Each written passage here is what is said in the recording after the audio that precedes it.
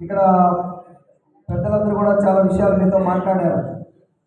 మనం ప్రధానంగా ఇల్లు కట్టే వాళ్ళమే, ఇల్లు ఉండే వాళ్ళం కాదు. సొంత ఇల్లు లేని వాళ్ళు చేయొద్దంటే పైకి సొంత ఇల్లు లేదు. నాయకత్వం అంతా కూడా గమనించాల్సిందిగా మనం చేస్తా ఉన్నాను.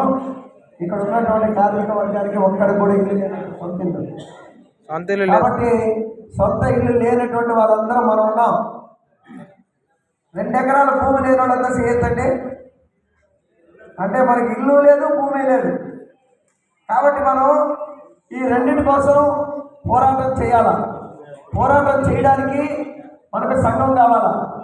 అందుకోసమే మనకున్నది మన ఆస్తి అంతా కూడా